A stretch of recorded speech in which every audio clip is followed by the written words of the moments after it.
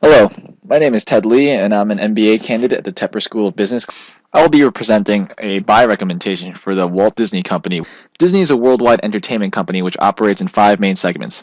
Although Disney might be most well known for the feature films that it creates, studio entertainment represents only a small portion of its revenues. My recommendation is based on three main ideas. The first is Disney's strength in its media networks, which is largely a result of its ownership in ESPN.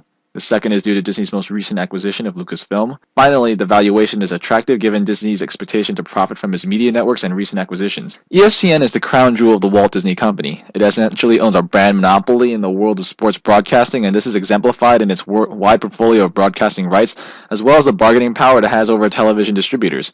Due to the value that consumers place on having ESPN, Disney will have a lasting advantage in its media networks division, which will continue to drive revenues at its current attractive margins. Disney's recent creative acquisitions over the past few years, Pixar and Marvel, have proven to be great additions to Disney's creative portfolio.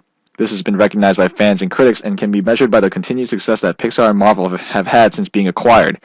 The Lucasfilm's acquisition will continue that tradition of success as it has a whole new Star Wars trilogy planned and taps into an already existing fan base. There are a few risks associated with Disney. As consumers begin to expect an on-demand model for their programming, Disney and other networks will feel pressure to segment their offerings to respond to this demand.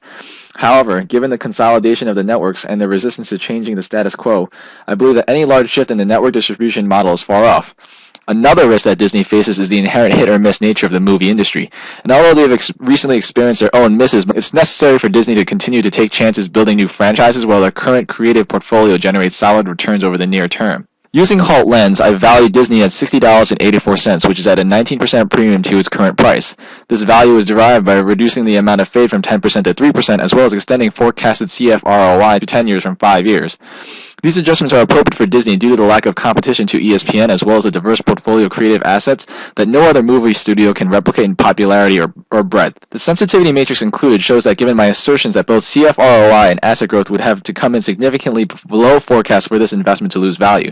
Additionally, it highlights the upside potential with Disney yielding outsized CFROI and asset growth.